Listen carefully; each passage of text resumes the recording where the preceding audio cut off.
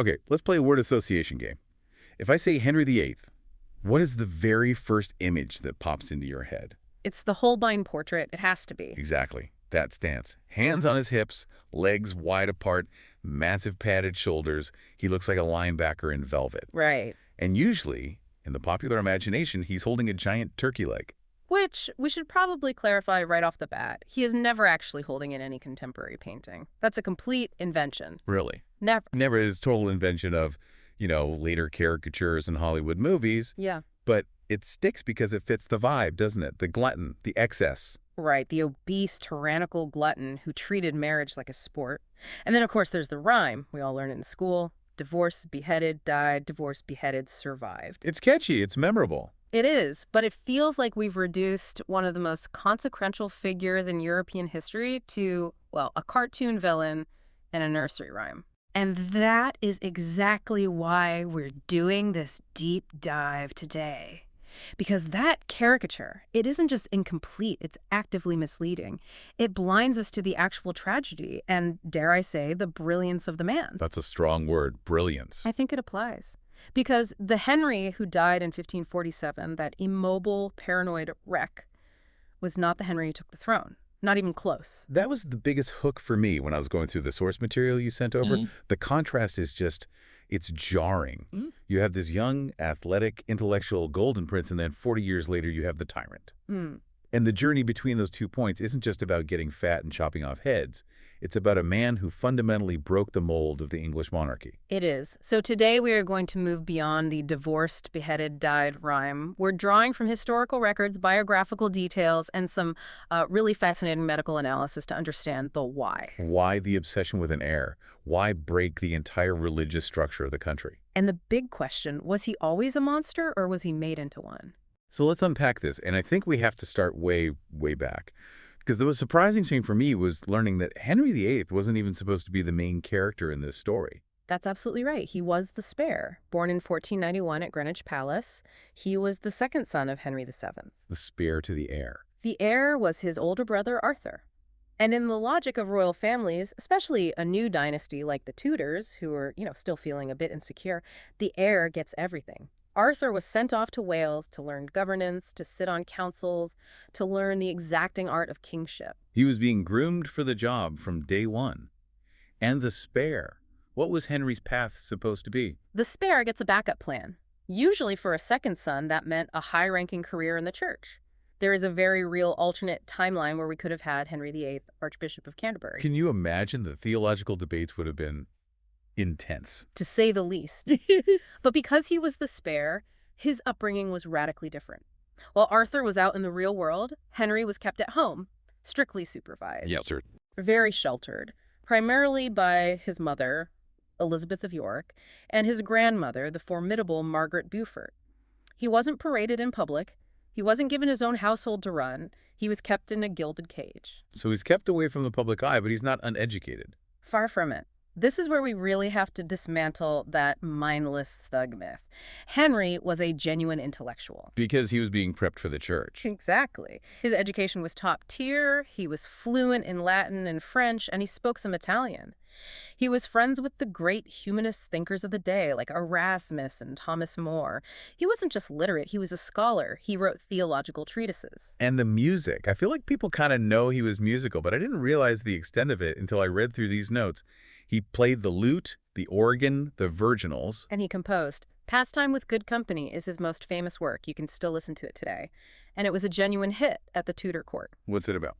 It's a song about hunting, dancing, and keeping good company. It's basically his manifesto for life as a young man. It's full of energy and joy. But, and I hate to be the bearer of bad news for our listeners who love a good romantic legend, we have to issue a correction on Greensleeves. I know. It breaks people's hearts. Everyone thinks he wrote Greensleeves for Anne Boleyn to woo her. It's a great story. But not true. But not true. Music historians are quite clear on this. The style of composition in Greensleeves is Italianate, and that specific style didn't actually reach England until well after Henry had died.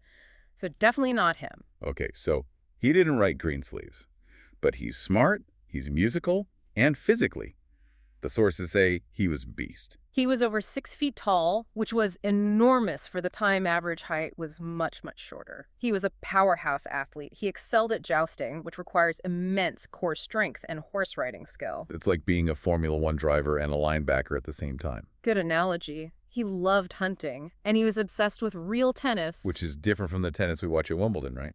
Very different. It's played indoors, you play off the walls, it's incredibly strategic and fast-paced. It's called the sport of kings for a reason, so you have this complete package. Okay, so this is the young Henry, and then everything changes. The turning point. His brother Arthur dies suddenly at age 15 in 1502, and Henry is thrust into the role of Prince of Wales at age 10. The spare becomes the heir. And he wasn't trained for it. He wasn't, not in the practical sense. And when he finally takes the throne at age 17, England isn't getting a tyrant. They are getting a superhero. It must have felt like a massive relief. His father, Henry VII, was this miserly, dour accountant king who checked the ledgers every night. He was respected but not loved. He pulled the country out of debt, but he did it by being incredibly severe and unpopular. And then here comes this 17-year-old, handsome, athletic superstar who just wants to throw parties and jousts.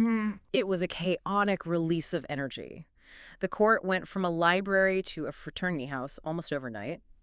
And the first thing the superstar does is make a very romantic, very specific choice. He marries his brother's widow, Catherine of Aragon. This is one of those relationships that gets completely overshadowed by how it ended. But looking at the early years, the sources say their marriage was actually unusually good. It was a love match. You have to remember, Catherine was the daughter of Ferdinand and Isabella of Spain. She was royalty to her core, arguably more royal than Henry himself at that point. So marrying her was a huge political win. A massive coup for England. But it required a special permission, a papal dispensation. Because technically under church law, marrying your brother's wife was a no-no. Right. It was considered affinity, too close a relation. Leviticus in the Bible forbids it. But Catherine swore her marriage to Arthur was never consummated, so the Pope granted the dispensation, saying, "We'll make an exception." And you should keep that piece of paper in mind because it becomes the most important document in English history later on. It really does. So in 1509, they are crowned together. Lavish ceremony. They are young, beautiful, and in love. Catherine wrote to her father that their time was spent in continuous festival. It sounds like a fairy tale. It was. But then the tragedy starts creeping in. And it is relentless. If you look at the timeline of their reproductive history, it's heartbreaking. It's a litany of stillbirths and infant deaths, one after another. So tough to read about. Exactly. They did have a son, Henry, Duke of Cornwall, born on New Year's Day, 1511. You can imagine the relief. There were massive celebrations, a tournament at Westminster. Finally, the heir. And the baby lived only 52 days. That is absolutely devastating. And out of all those pregnancies, only one child survives infancy. A girl. Mary. Just Mary. And while Henry loved Mary, he doted on her when she was young. A daughter was not what he needed. Why not? I mean, why was a female ruler so unthinkable? You have to understand the political context. The Tudor dynasty was brand new. Henry's father had taken the throne by conquest, ending the Wars of the Roses. Which were decades of civil war. Decades. And it was all caused by a disputed succession. The last time England had tried to have a ruling queen, Matilda, it led to a brutal civil war called the Anarchy. So Henry's fear of not having a son isn't just vanity or sexism. It's a fear of the country falling back into a bloodbath. Precisely. He believed that without a clear, undeniable male heir, England would burn. But in those early years, before the panic fully set in, he distracted himself with something else. War. He wanted to be the warrior king, right? Like his hero, Henry V, at Agincourt. He was obsessed with the idea of reclaiming English lands in France. He leads campaigns, he dumps money into invasions, he wins the Battle of the Spurs, which frankly was a minor skirmish where the French cavalry ran away so fast they used their spurs more than their swords. But the PR machine back home spun it as a glorious triumph. Oh, absolutely. But here's a detail I love, which really highlights the dynamic between him and Catherine. While Henry is off playing soldier in France, the Scots decide to invade England. Classic move. Wait for the king to leave, then attack. And Henry isn't there to save the day. So who organizes the defense of the realm? Queen Catherine. That is so badass. She oversaw the English forces that crushed the Scots at the Battle of Flodden. It was a decisive victory. The King of Scotland himself was killed on the battlefield. So she wasn't just a passive queen. Not at all. Catherine actually sent Henry the bloodied coat of the Scottish king as a souvenir while he was partying in France. It really highlights that she was a formidable partner. She wasn't just sitting at home doing needlepoint. And amidst all this partying and warring, we see the rise of the man who would essentially run the country for Henry for years. Thomas Wolsey. Tell us about him. Wolsey is crucial to the first half of the reign. He was the Lord Chancellor, a cardinal, and the son of a butcher from Ipswich who rose to become the most powerful man in England. Oh, wow. Essentially, by doing the homework Henry didn't want to do. The boring details of government. Exactly. Henry wanted the glory, the jousts, the music. Wolsey handled the administration, the taxes, the legal system. And the peak of this era of spectacle has to be the Field of the Cloth of Gold in 1520. The name alone just screams excess. It sounds like the Coachella of the 16th century. It was a diplomatic summit with France the First of France, but really it was a massive ego contest. They built temporary palaces. There were fountains glowing with red wine. Seriously, red wine fountains. For 3 weeks, Henry brought thousands of courtiers. They covered the temporary tents in so much gold cloth, hence the name. It was designed to show off English wealth and power. Did it achieve anything politically? Almost nothing. They were at war again shortly after. It's pure spectacle. But it marks the end of the golden days, because as we hit the mid-1520s, the mood shifts. We enter the era of the great matter. The pivot. By the mid-1520s, Catherine is in her 40s. It is becoming biologically obvious that she's not going to provide a male heir, and Henry is terrified. The panic sets in, and into this atmosphere of anxiety walks Anne Boleyn. Anne is fascinating because she changed the rules of the game.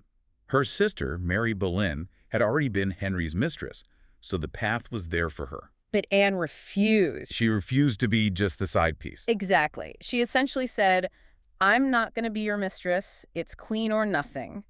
And that refusal drove him crazy. He becomes obsessed. We have the love letters he wrote to her. They're desperate.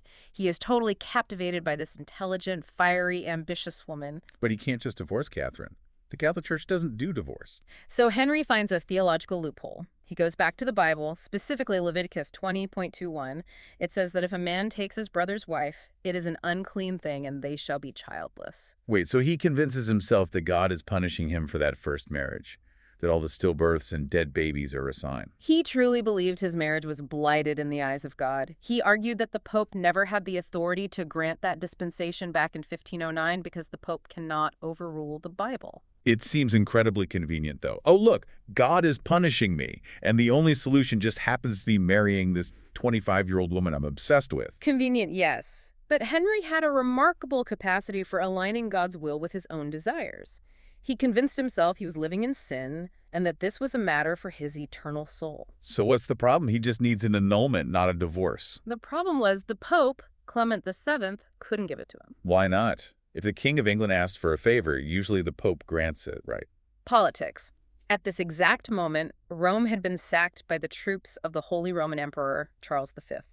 The Pope was effectively a prisoner of Charles V.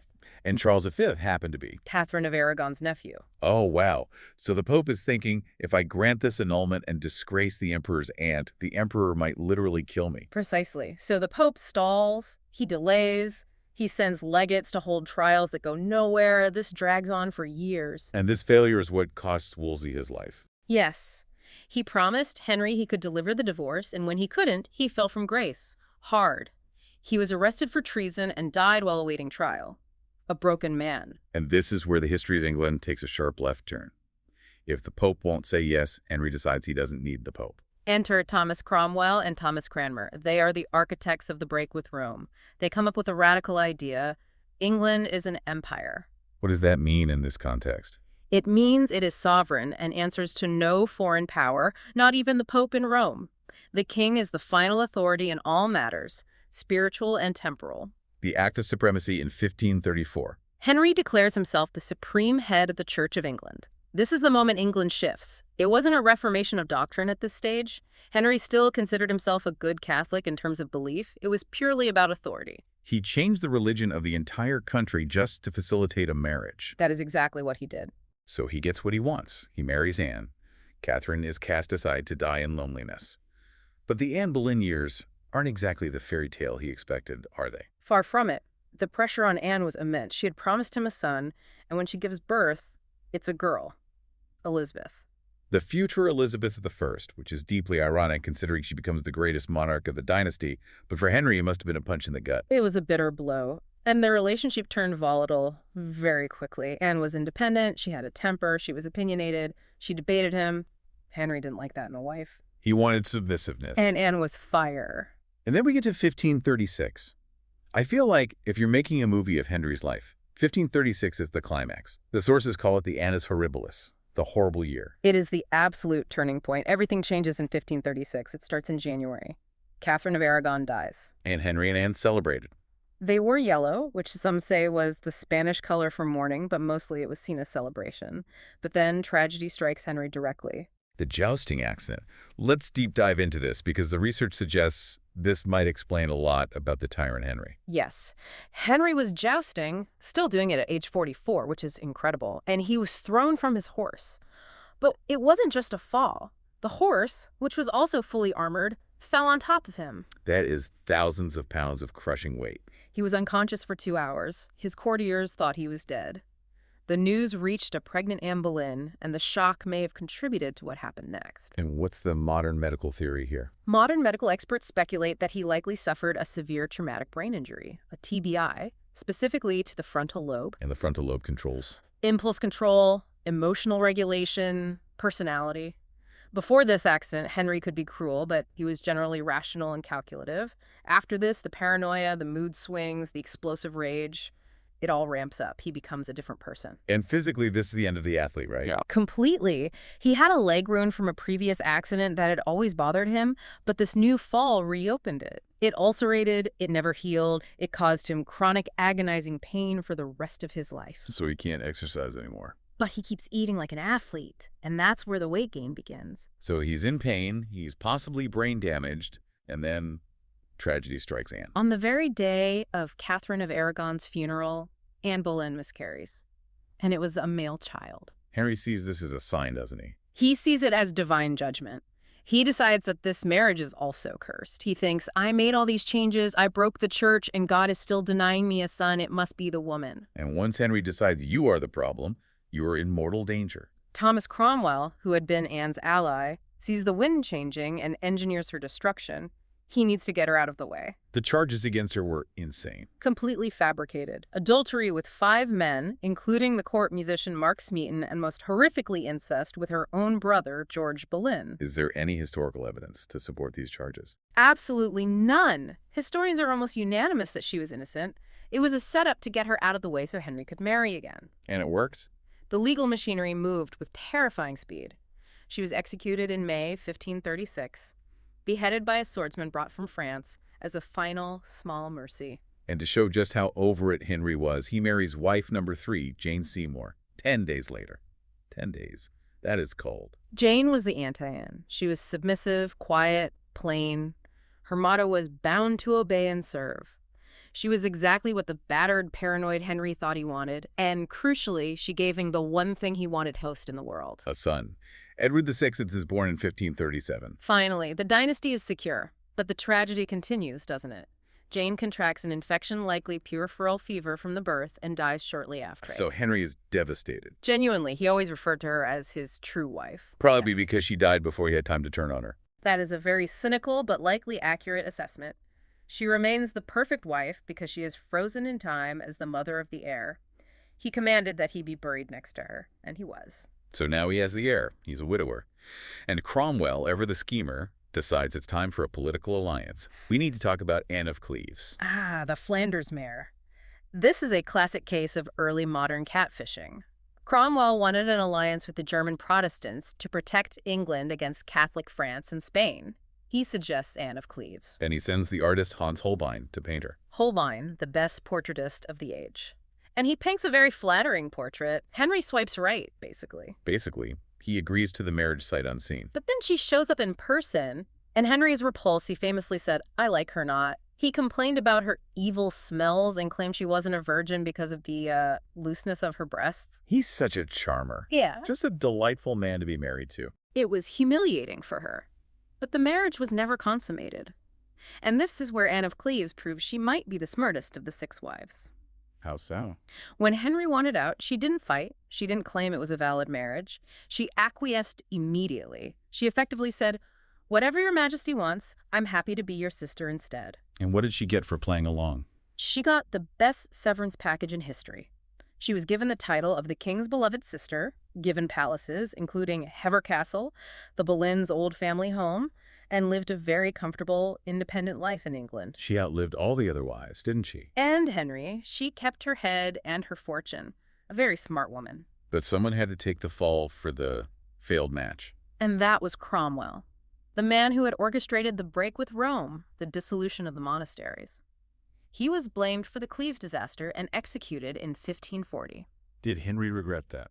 It seems he did. He actually regretted it later, accusing his council of tricking him into killing his most competent servant. But by then it was too late. So now we're in the 1540s. Henry's getting old, fat, and sick. And what does a man in a midlife crisis do? He marries a teenager. Catherine Howard. She was the first cousin of Anne Boleyn. She was roughly 17. He was nearly 50. He called her his rose without a thorn. He was completely infatuated. Totally. Showering her with jewelry and gifts. He deluded himself into thinking this vibrant young woman actually loved him, this aging, obese man with a festering leg wound. But unlike Anne Boleyn, who was falsely accused, Catherine Howard actually was having affairs, right? It seems so. She was young, reckless, and married to a decaying, smelling old man. She had a past relationship with a man named Francis Dirham and a current infatuation with a courtier named Thomas Culpeper. They were meeting in secret. And when Henry found out, it broke him. Archbishop Cranmer left a note for Henry in his pew at church detailing the accusations because he was too scared to say it to his face. I don't blame him. At first, Henry refused to believe it. He threatened to kill anyone lying about her. But when the evidence came out, the sources say he broke down crying, and then the rage took over. She was executed in 1542. 2 queens beheaded. It's just staggering. Which brings us to the survivor, Catherine Parr. She sounds like a saint. She was a wealthy widow, very intelligent, and a committed religious reformer. She essentially became his nurse in those final years, a companion. But her biggest contribution was what? Reconciling the family. She brought the children back together. She convinced Henry to pass the Third Succession Act, which restored his daughters Mary and Elizabeth to the line of succession. It was huge. Without her, we might not have had Queen Elizabeth I. Exactly. She stabilized the domestic situation while Henry physically fell apart. Let's talk about that decay. The source mentions a 54-inch waist. He was enormous. He had to be moved with mechanical devices, hoists, and chairs because his legs couldn't support his weight. He was covered in pus-filled boils. The smell from his leg ulcer was apparently terrible. Courtiers claimed you could smell him coming 3 rooms away. And there's a medical theory mentioned in the notes called MacLeod syndrome. I want to touch on this because it offers a biological explanation for all the chaos. Yes, it's a fascinating theory. MacLeod syndrome is a very rare genetic disorder related to the Kell blood group. The theory is that Henry was Kell positive. And what does that mean for pregnancies? If a father is Kell positive and the mother is Kell negative, the first pregnancy is usually fine because the mother hasn't developed antibodies yet. But for subsequent pregnancies, the mother's immune system attacks the Kell-positive fetus, causing late-term miscarriages or stillbirths. That fits the pattern of his wives' reproductive histories perfectly. Catherine of Aragon had one healthy child first, then disaster. Anne Boleyn had Elizabeth first, then miscarriages. It fits perfectly. And here's the kicker. MacLeod syndrome can also cause cognitive decline, paranoia, and muscle weakness in later life. It's speculative, of course. We can't DNA test him, but it reframes the narrative. It changes everything. He wasn't cursed by God. He was fighting his own biology. Possibly. It turns the villain into a much more tragic figure. But while his body is ruining itself, he's also ruining the country's finances. Completely. He inherited a fortune from his father, one of the richest treasuries in Europe. He died leaving England nearly bankrupt. Where did all the money go? Palaces. He owned over 50. He was a shopaholic on a grand scale. He had 2,000 tapestries. But the biggest drain was war, and he found a massive source of cash to fund them. The church. The dissolution of the monasteries. This was Cromwell's project in the late 1530s. They did a survey called the Valor Ecclesiasticus to find out how much the church owned. It turned out they owned about a quarter of the land in England. So Henry just took it. He seized it, closed the abbeys, kicked out the monks and nuns, melted down the lead from the roofs, took the gold plate, and sold the land. It was cultural vandalism on a massive scale. Libraries were destroyed, art was lost forever. Ostensibly to crush idolatry, but really to fund the wars. And to buy loyalty. This is key. If you sell the church lands to the nobility and the gentry, those people now have a vested interest in the Reformation succeeding. They don't want the monks coming back because they'd have to give the land back. It baked the Reformation into the economy. But the common people weren't happy.